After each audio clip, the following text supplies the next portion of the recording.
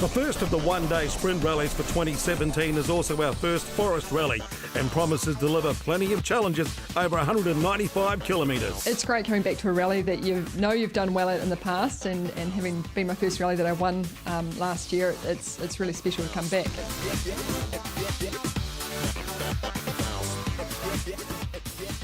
Definitely coming off the win, it's put a bit of spring in my step, but after not finishing the last 4 years, pretty nervous just to get to the end. If experience counts, Dylan Turner might struggle here. Canterbury Rally, it's my first time, never done it. Even Greg Murphy has done the rally a lot more than me, he's done it 3 times.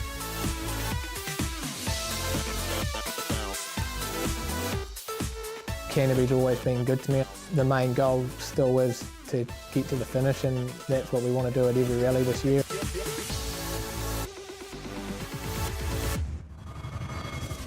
Welcome to the Lone Star Rally of Canterbury, round 3 of the Brian Green Property Group New Zealand Rally Championship. This is the home of Ashley Forest and our first true forest event of the season. Our crews have a challenging day ahead of them, culminating in 2 night stages before we can decide the winner of what has been an exciting season so far.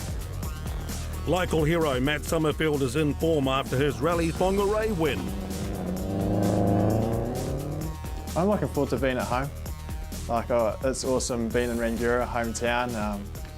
Everything's close by, and I know my way around already, so yeah, it's pretty cool in your backyard, I suppose. Andrew Hawksville will run first on the road, but still trails Graham Featherston in the chase for the championship.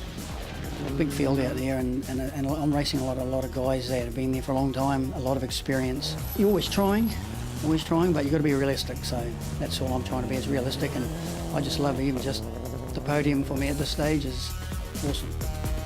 It's been tight and it's great, I love it when it's like this, and coming out of a stage and there's 3 or 4 seconds separating 3 or 4 cars, it's fantastic, and it's we couldn't have hoped for more really. For Greg Murphy, this is actually his 3rd start at Canterbury, and that brings some confidence to the veteran race driver. I'm just looking forward to actually putting the car on some roads that I,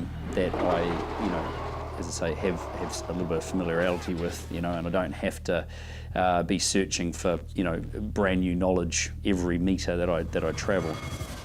So let's take a look at round 2 Rally Whangarei. Wet conditions made the roads unpredictable. Emma Gilmore, the first to be caught out.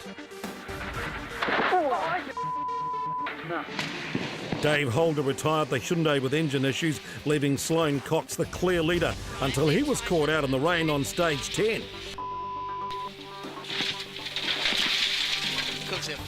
So Matt Summerfield took the overnight lead, but his car was crippled and a frantic early morning service saw him back in the race on day 2. Dylan Turner had been sensational in his Audi AP4, surprising everyone to take 2nd overall.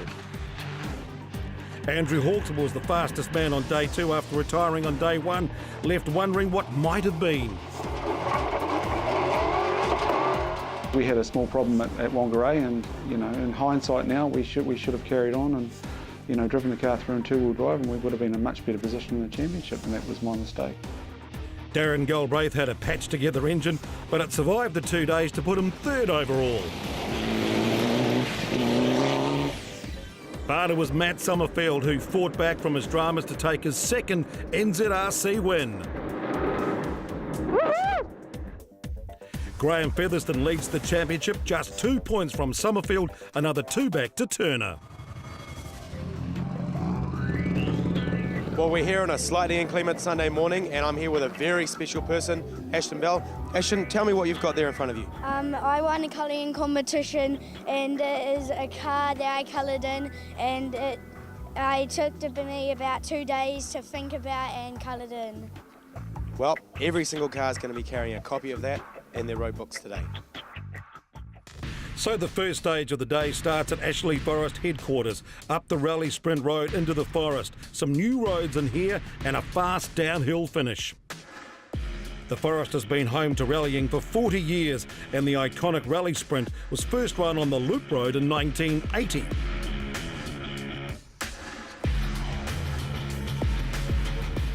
The event caught the imagination of Kiwis and became the place to be for the top drivers in the sport. Trevor Crowe astounded us, winning in a circuit race car.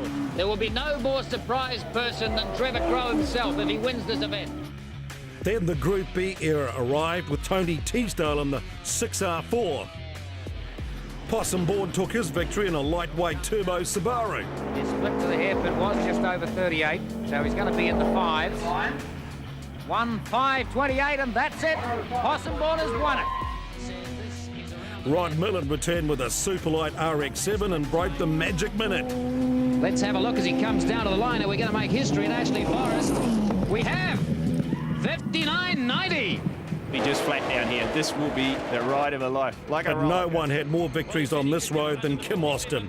Mazda RX-7, Nissan Pulsar, and finally that magic day in the Starion V8. Unbelievable stuff from Kim Austin in the Canterbury's Mitsubishi Starion, and he takes the record. He takes everything at the Ashley Forest Rally Sprint for 1999. In 2016, Sloane Cox finally broke Kim's record on his hill climb car and put his name into the history books. Coming into Rally Canterbury, an event I love, but also even better than that, the Ashley Forest Rally Sprint. Came down last year, it was a wicked event for Cox Motorsport. We beat the record 3 times, 17-year-old record, so it's pretty special for the team. So it's Forest down here, it means a bit to us, and we love coming here and racing these roads.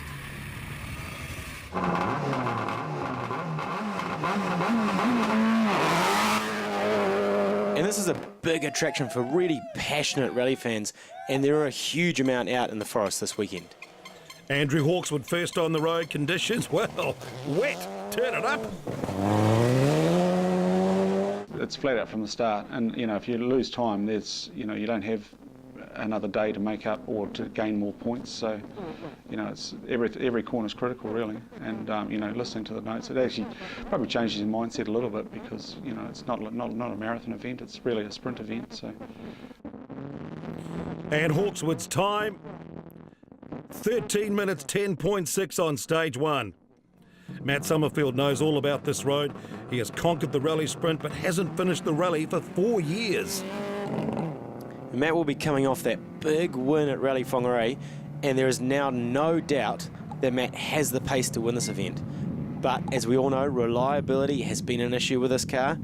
Hopefully Matt can put the package together and conquer his home event. Well, this rain will certainly present some challenges on this stage too. I think that's a big difference from this rally to other rallies is the Fords here, you really have to like go back to first gear, stop, and then drive through and carry on with your rally. If you just think, oh, it's just a little Ford, I'm going to go real fast through it, it'll turn pear-shaped. Massive work on this car in the past 3 weeks, and Ben Hunt is confident that the team have finally got it right. And coming off the start line, it already looks like Ben's got more power in that Subaru, and that has been something they've been hunting for half the season.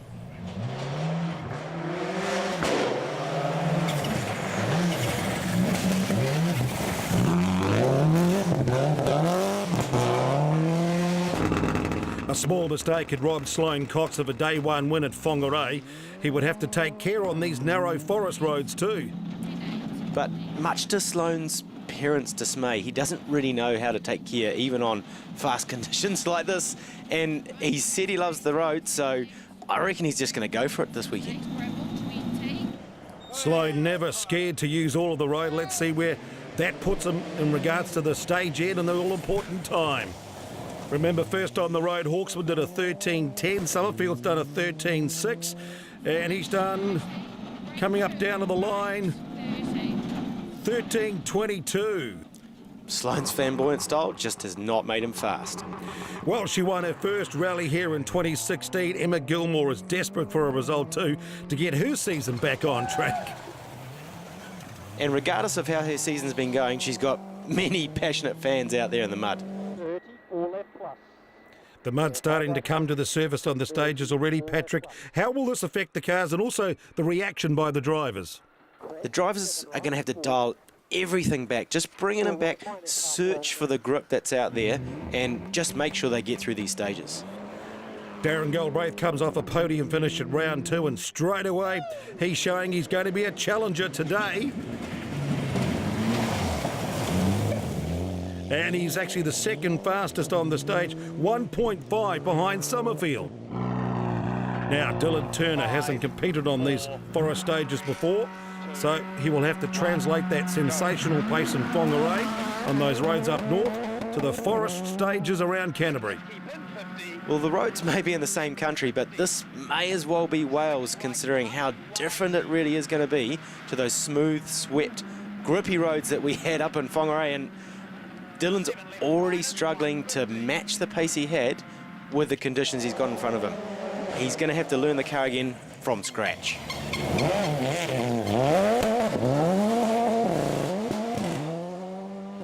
Consistency is important in a championship. You know, winning rallies doesn't necessarily win you a championship. So we just have to be a bit smart about this. I've never done the stages. You know, they're quite tricky. The recce was hard today. They're very slippery, slimy, and, you know, I just don't know where the grip's going to be and where it's not going to be. So we've got to be a bit careful and make sure we get to the finish. Graham Featherston leads the New Zealand Championship. It's his consistent speed and finishing that has got him into this position, despite running one of the oldest cars.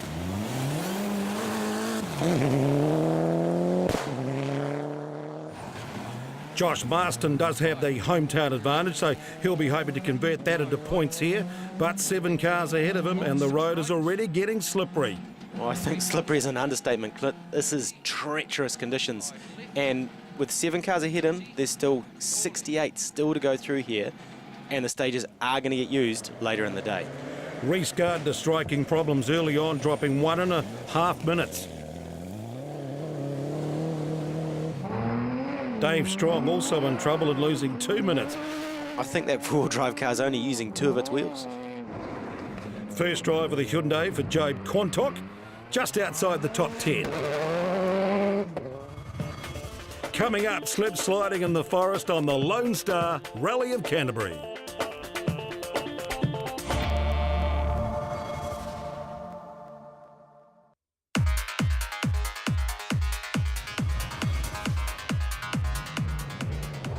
In the Gold Rally Challenge, Adam Bly was the early leader in his Evo 5, but dropped 20 minutes on stage 2. Keith Anderson was second on stage 1, but stage 2 also saw him drop, losing 27 seconds to the escort of Dean Buist.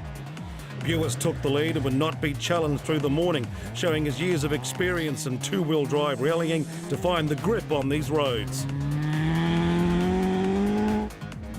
Blenheim's Richard Bateman was third on his Evo 9, a slow start, but he started to close on Anderson by stage 4. Canterbury driver Fred Merkin struggling with the conditions but holding 4th.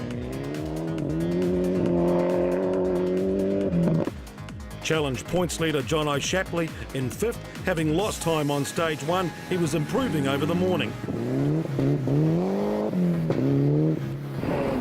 Phil Collins bringing a nice piece of history back to the forest stages with his Audi Quattro. He can feel it coming through the forest at night. Veteran Lloyd Owen caught out here by Ben Brown in his older Evo 1. They would finish the morning 6th and 7th.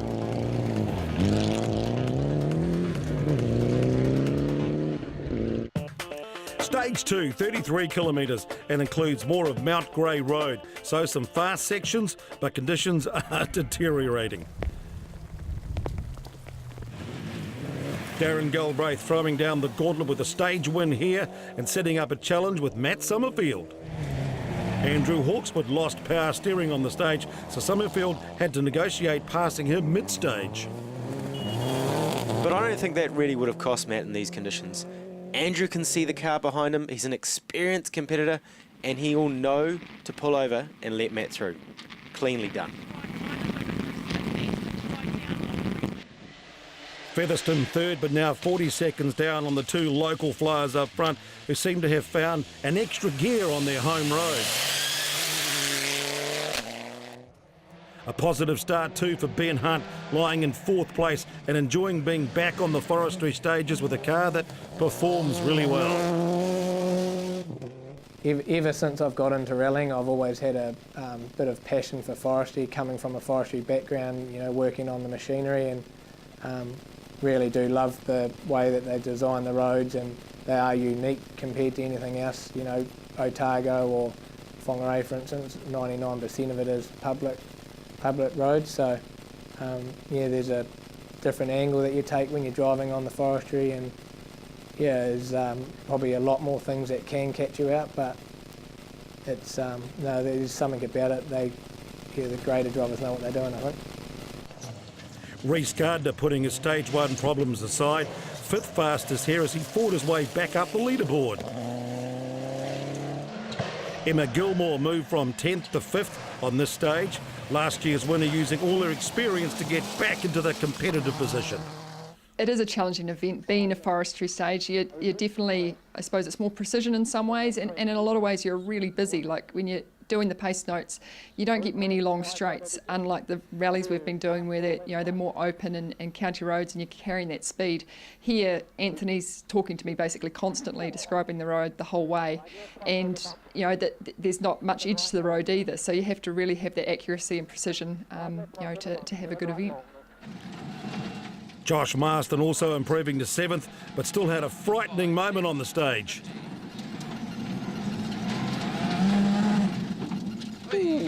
Josh is happy there's some room there because that's a long way down. I think that might affect his confidence for a few kilometres yet. This is a 5 right into 5 left, 150. And an unwelcome distraction for Greg Murphy, who had a transmission issue. Could be a clutch even. 4 right minus. 15, 4 left. Lost drive. And confirmation here, the car looks like it's only in rear-wheel drive. Which, to be fair, Murph has some experience in on Canterbury roads. But a dramatic stage ahead for 2 of our top runners. Sloane Cox first to strike problems.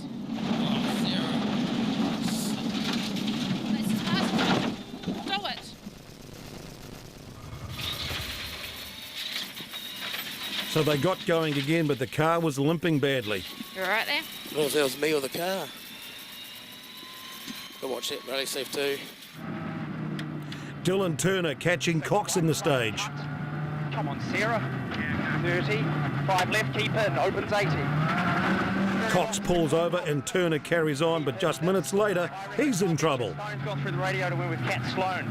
60, you betcha. 6 left minus. 6 left minus, 400. I don't want to cook the motor. Nah, but we're 16 k's to go. Should we stop and check? Yeah, we're going to have to. 16k to go with an expensive engine. I don't think Dylan's going to risk it. That's the rally over. So Darren Galbraith leads the NZRC cars, just 1.5 seconds to Summerfield, but they have the jump on the field after 2 special stages. Matt, pretty stoked to be here at the first service. Yeah, exactly. Haven't seen a service park here for 4 years, so absolutely stoked to be here now. We've just got a tiny boost leak at the moment. It's not really affecting the car too much, but it might give us the little edge that we need to leap back in front of them. Andrew lost a huge amount of time in that second stage. Yeah, unfortunately we lost the power steering in the first stage. We managed to top the fluid up, but it only lasted about 4 or 5 k's into the second stage and drove the entire stage with no power steering, so it really hurt us, but really hurt me actually. Darren, challenging conditions out there? Yeah, certainly are. Very slippery and muddy in places, yeah. Home event though, so you're enjoying the roads? Yeah, definitely. I always enjoy the roads. Seem to go well in the forest, so just hopefully we can hold it together and keep going. Yeah, this next 2 stages should be a lot better, so yeah. After disappointment in the first 2 rounds, Emma Gilmore just looking to consolidate a finish here. Definitely not going for an attack at all, just playing it safe and just plan on being there. I think it's going to be a day of attrition and we don't want to be one of them. So yeah, we'll just do our own thing. The stages now head up the Okuku Valley, and with that altitude comes the possibility of snow. Galbraith and Summerfield really taking the challenge to the other drivers.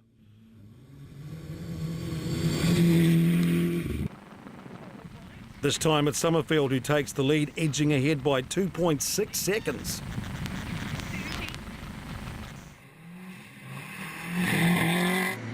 Featherstone still holding on to 3rd, but the gap to Summerfield has grown to 49 seconds.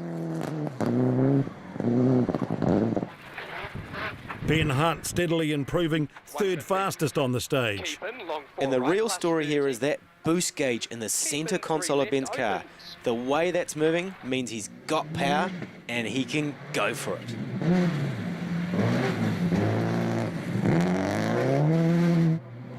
Emma Gilmore slowing on the stage, losing nearly a minute.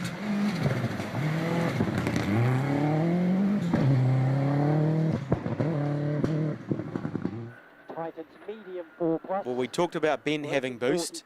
It looks like he may have stolen it from Emma because she does not have any.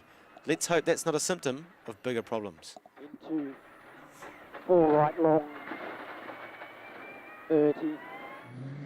Gardner continued his charge back up the field, now up to 8th.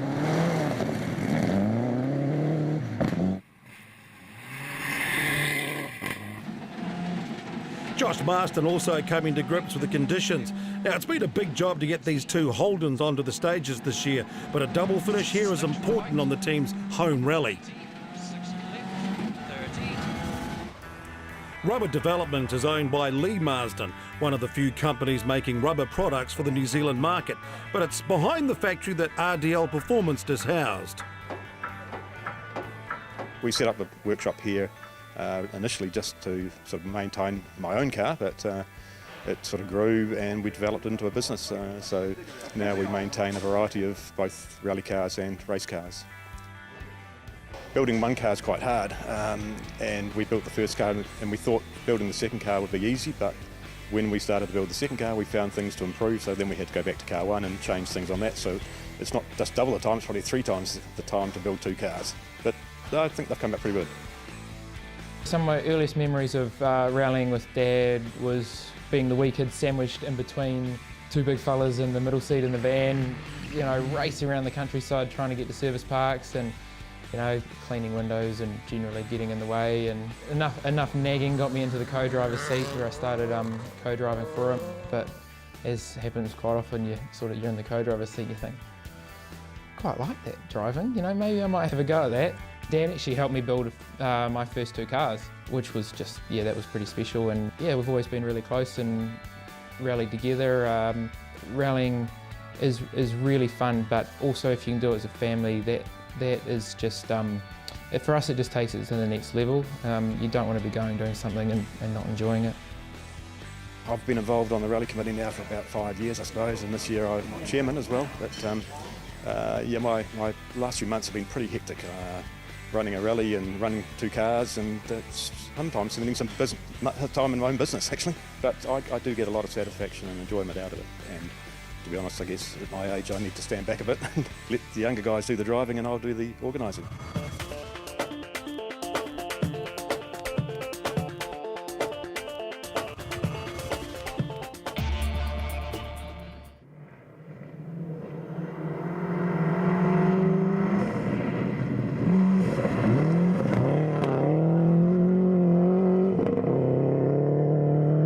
Yeah, it was pretty crazy. Midway through stage 4 it was no snow and then absolute whiteout pretty much from the midway to the end, so had to be really careful where we put the car and in the tracks, but yeah, so it was snowing on the windscreen. And if we thought the conditions were treacherous and like Wales before, well, now we're just throwing in Rally Sweden to boot, so challenging conditions for the drivers out there. Galbraith takes the lead back. Road position definitely helping him, but it's close, just 4.6 seconds separating him and Summerfield. Short 7 right, keep in 6 left, 60. Ben Hunt second fastest on the stage. These roads in Okuku much wider and open compared to the first 2 stages. And with Ben's building confidence, these wider roads mean he can give it a good nudge, even with a bit of snow. Featherston holding third, but Ben Hunt has that gap down to 23 seconds now.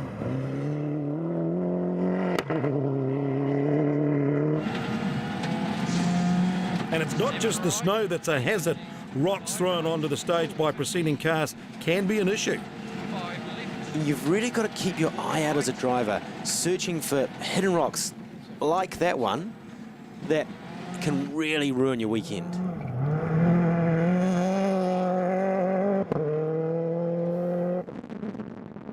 Andrew Hawkswood running down the field now after losing 18 minutes in service. So the snow was worse and it seems that the car is in rear-wheel drive. Yep, but it looks like Andrew's maybe enjoying it a little bit. Emma Gilmore also struggling. The car is down on power, but she's hanging on to 5th, but under pressure from Marston. 200. So confirming the results, it's Galbraith just ahead of Summerfield in a clear battle for the lead.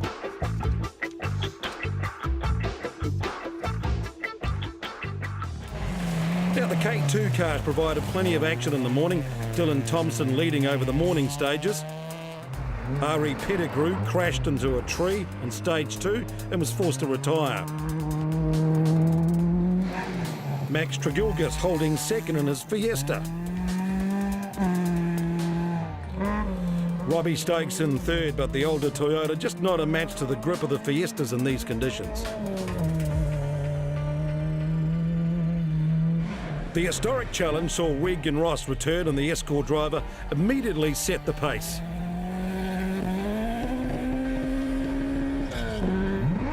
Points leader John Silcott was close on stage 1, but crashed into a tree and out on stage 2. That left Tony Gosling to renew his rivalry with Ross, but he punctured on stage 4. That allowed Graham Cowie to close to within 30 seconds by stage 4 in his Mitsubishi. Paul Fraser in 4th in his Escort. And the Evergreen Camerons in 5th. Back in the challenge, and their classic Mitsubishi Lancer. At the two-wheel drive open class, first blood went to Marcus Van Klink on stage 1 in his new RX-8. But on the next stage, it was Anthony Jones who edged ahead of the Mazda driver by 7.4 seconds. Stage 3 at Van Klink closed that gap down to 0.2 and took the lead by 7 seconds on stage 4. Jeff Ward was also third on stage 1 but hit a tree on stage 2. While Chris McLean would move into third in his modified Fiesta.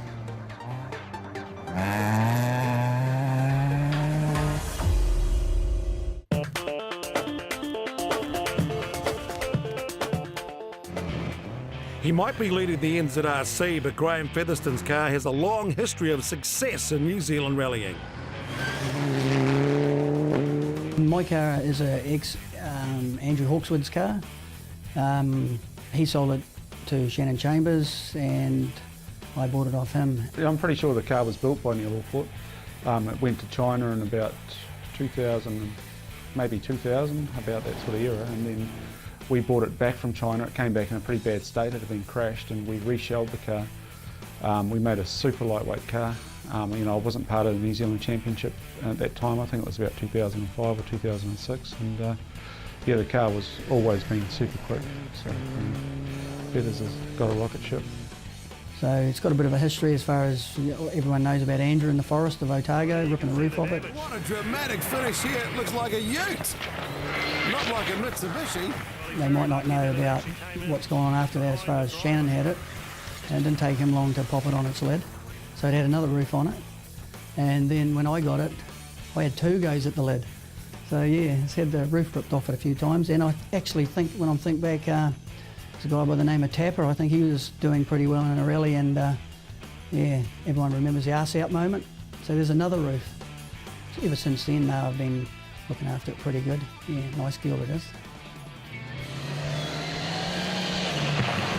It is an old car, but for me in the future, I'm not too sure what'll happen then yet. No solid plans, just keep trucking on in the old Gill. I'm here at stage 5 of the Lone Star Rally of Canterbury, and conditions are treacherous. Drivers would have been expecting the cold, the snow, but not the mud, and everyone today is struggling. Now this is the first of the repeat stages, so conditions totally different for the Summerfields this time round. And after all those cars that have gone through, you can see there are some tracks forming, which will give Matt grip some of the time. But if you go off the line, there's grip none of the time. But the challenge for the lead was over for Darren Galbraith as he slowed with a sick engine on the stage. K left, K right, 200. 6 right hug. Oh, hot as man. 30, repeat 6 right hug. 36 left minus. He got through the stage but retired at the start of stage 6. Now Emma Gilmore already down on power with a boost issue, and then there was this.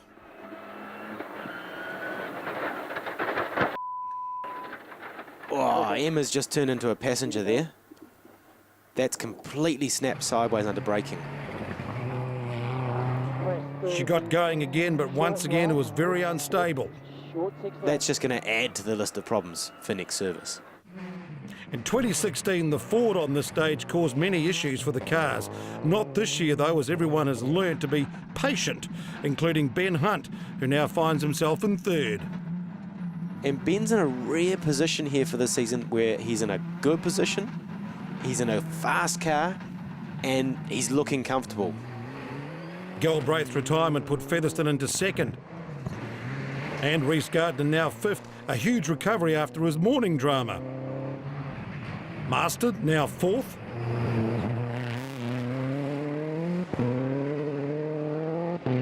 And Andrew Hawkswood was moving up as well, up to 15th despite a wrong slot on the stage.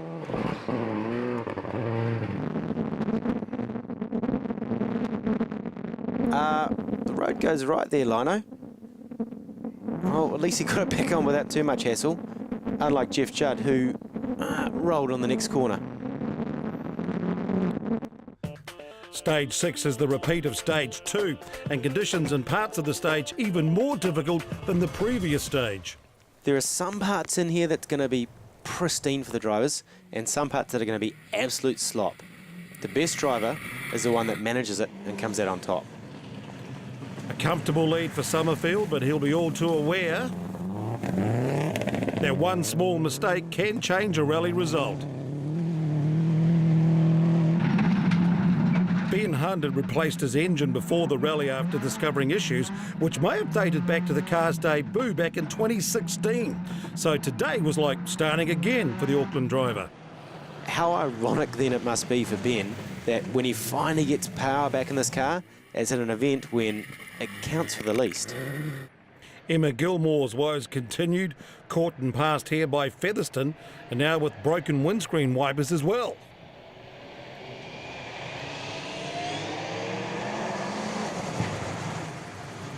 Well, Feathers is having a fantastic day on these wet roads, but Emma can just not catch a break.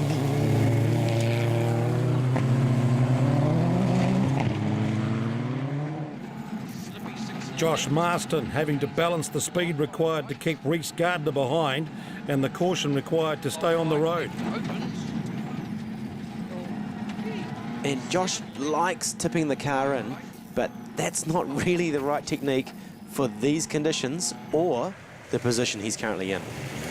Gardner pushing on now to be just 12 seconds back in fifth.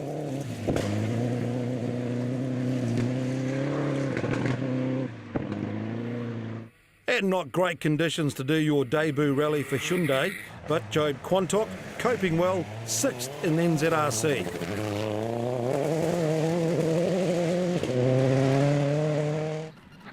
Six right minus.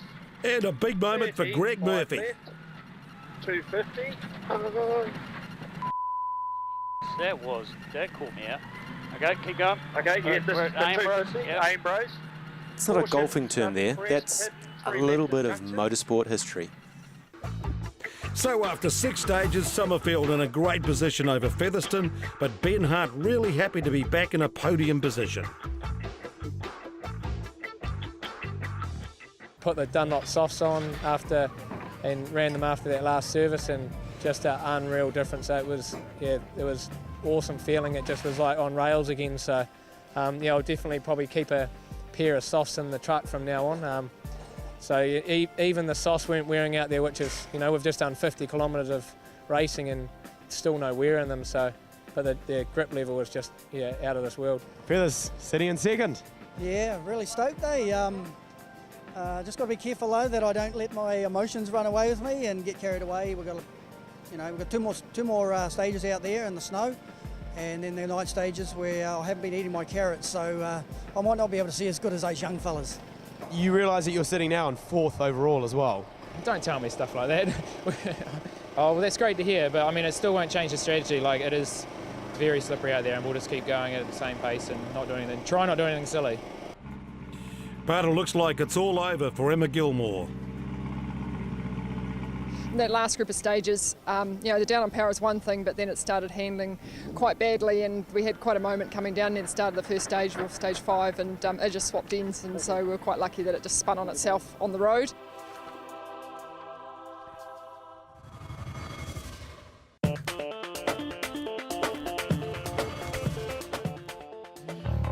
For the last 2 seasons, we've seen a little wee blue Suzuki tearing across the stages of New Zealand. But this weekend, the man normally behind the wheel is actually wielding the spanner. This is the story of Jack Williamson. Jack, you obviously not the typical driver. Really enjoy the engineering side of the cars as well. Yeah, definitely. So we always just look at what we were doing in the last event and just try and improve it every time, sort of thing. And that Suzuki Swift that you're running in this season is heavily modified. Yeah, there's not really that much left of it now as far as original, but we've now put a turbo engine in it, which makes a lot more power than it used to, which is a good thing. It's got a sequential gearbox in it as well, so that obviously helps. Just using the clutch, and I just drive with my left foot on the brake and my right foot on the throttle. And how does it feel to be crewing rather than driving at this event? Yeah, it's certainly different. It's a little bit less stressful most of the time, except the 20 minutes when the car's here, and then we run around and jump up and down, but it's good. So the passion for you is not just about the car, it's also about the sport and the mechanics and everything else associated with it. Yeah, just completely passionate about rallying. I mean, it's just trying to get cars to go faster and learning how to drive them faster and how to make them go faster as far as engineering goes. Just rallying's, just the best adventure. You never know what's going to happen. You think you've got everything sorted and you just got to do a little bit to get to the end, and then something will go wrong and then scramble to get it going again. And so a bit of an addiction then. Yeah, it's definitely an addiction. It's a full-time addiction, but it's a good one. Back up the Okuku Valley for stage 7, just 14 kilometres, but the rain has replaced the snow. On board with Matt Summerfield. Oh, hold on to it! What a moment, Paddy. Over a minute lead. Matt, you're not supposed to be doing that. Time in stage 3 was 11 minutes 08.8 this time. Well, it's going to be a lot slower. We'll see what it's like coming down to the finish.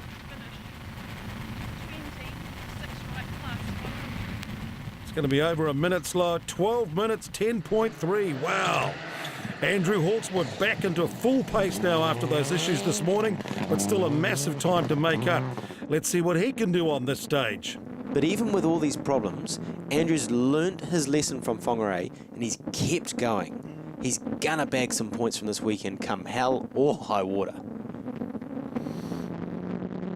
Let's see what pace he's got as he comes down to the finish. 11:46.2. Wow.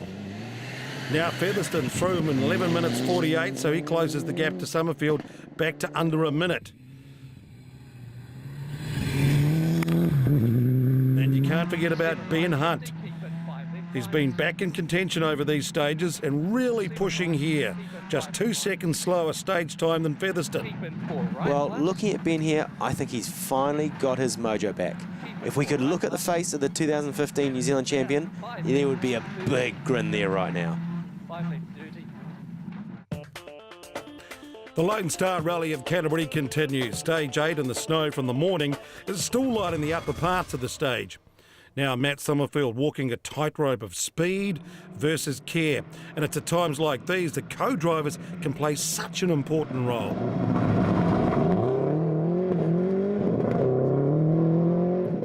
It's actually more difficult than what you'd imagine. I mean, it is hard for him when it's sleety and slushy and he's trying so hard to keep it on the road, but from my point of view, you've got to try speed up when he's actually got grip and then pull it back when he doesn't. And, I have to have the odd giggle now and then when we're full sideways going nowhere, and it's just, one of those days that, like nothing else in the country. A stage win here confirming that Ben Hunt is back on track. Also helped by the soft compound Dunlops, which are working so well in these yellow conditions. And I was talking to Ben at the start of this event, and he said there was no way on earth he was going to use anything other than a medium compound Dunlop. Well, look at yourself now, Ben. out there and loving it. Minus 200. So Summerfield's lead now back to just 48 seconds. Hawkswood impressive with his drive back up to 6th.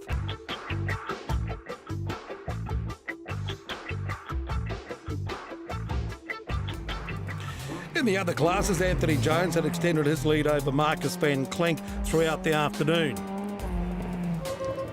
Then Van Klink damaged his sump guard after stage 7. His challenge was over. Jones going on to win the class.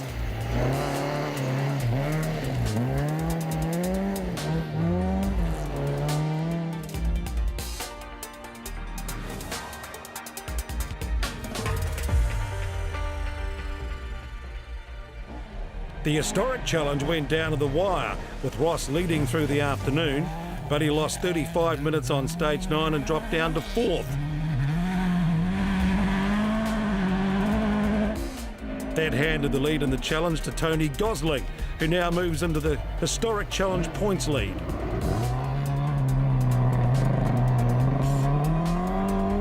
Graham Coe second in the challenge in his Mitsubishi Turbo.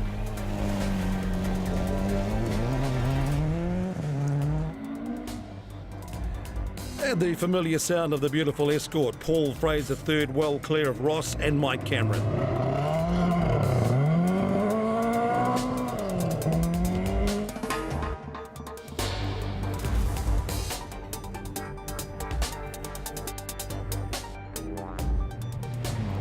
Dylan Thompson slipped off the road while leading the K2 cars and was excluded.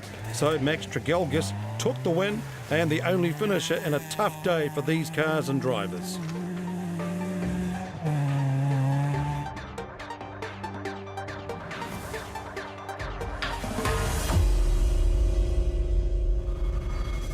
The night's falling here at the Lone Star Rally of Canterbury, and we've only got 2 stages to go, and the drivers will be thinking about vision. The only way they're going to get that is the lights, and there's plenty to choose from. If you have a look at the lights that I've got on my hand here, there's 3 very different bits of technology that this driver's used to light the way. Halogen, LED, and full spotlight combinations. Also important is they're all pointing in different directions, so that drivers will be able to see where they're going, whether they're going fast, under braking, or even sideways. It'll be interesting to see what different light combinations each driver has going into these 2 stages. So a new stage configuration combining some of today's earlier stages into 2 challenges in the dark. The weather has cleared high on Mount Grey Road to reveal the Christchurch city lights, but it's another type of light that has Matt Summerfield worried. He's reporting a centre diff warning light flashing in the cars, dropping to rear-wheel drive.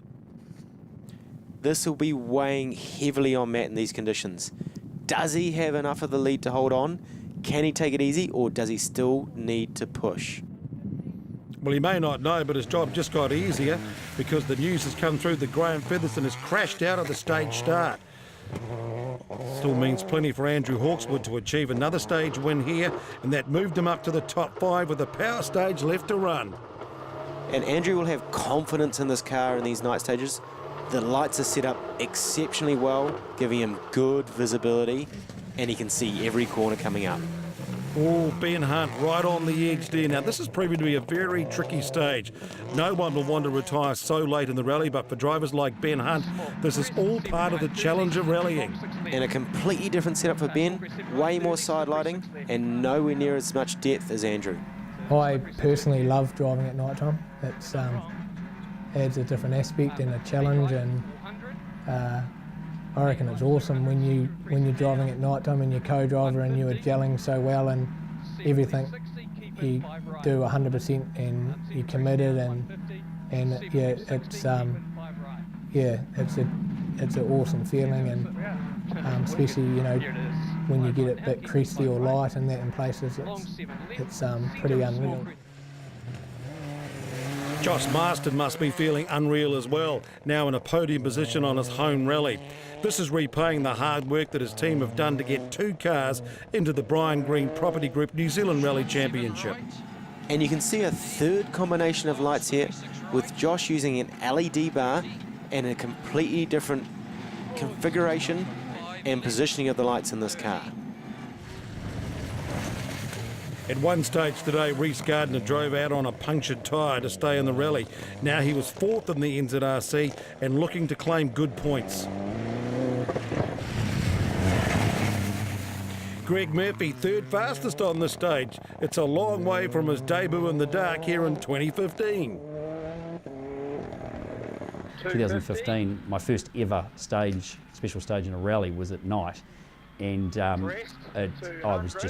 was awful. It was just terrible. It was one of the worst things I've ever done, and I hated it. And I thought, I cannot understand this whole rallying lark and all this stuff. And I went off the road, I think, in the first 3 Ks of the first ever stage, and I was just miserable. But last year, after sort of understanding a bit more driving and sort of getting an understanding of what needs to be done, how you sort of set the car up and that kind of thing, I loved the last stage last year. So I'm actually really excited about this year. 350. 350. Yep, 350. The Gold Rally Challenge had seen a day of frustration for Adam Bly. After taking the early lead, problems sent him to last place. Dave Taylor would finish 9th in the class, the Honda not ideal for these conditions. Lloyd Owen had battled all day with the Audi of Phil Collins, who was still somewhere in the air tonight. And in the end, the Audi stayed ahead by just 30 seconds. Go Phil! Ben Brown lucky not to slip off the road here on stage 5, but he kept going to score 6th behind John O'Shapley, who would lose his championship lead here. Fred Merkin 4th, with Richard Bateman 3rd.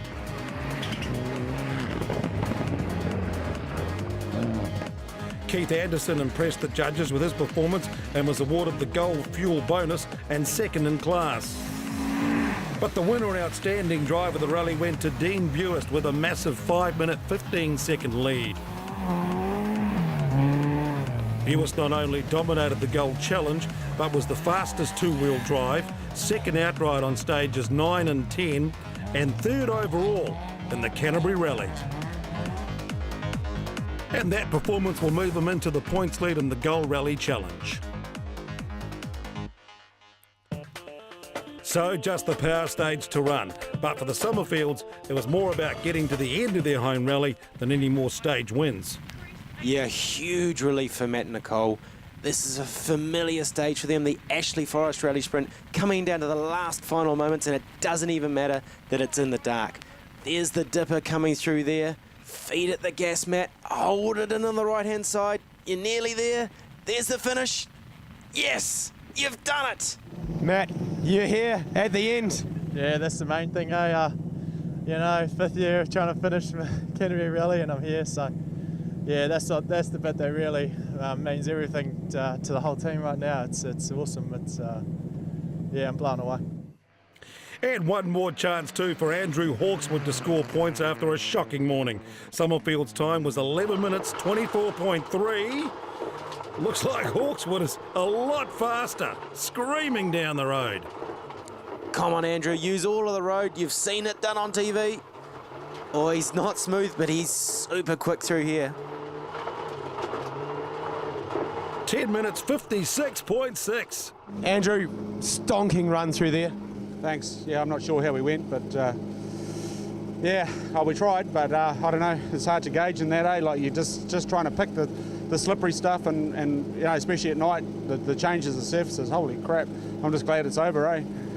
Well, Ben Hunt will be wishing it's all over too. No brakes. Can you imagine that on the fastest stage of the day, downhill at night?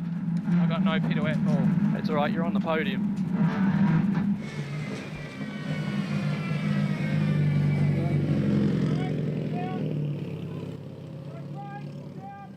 Ben, everything on fire coming down into there. Is it on fire, was it?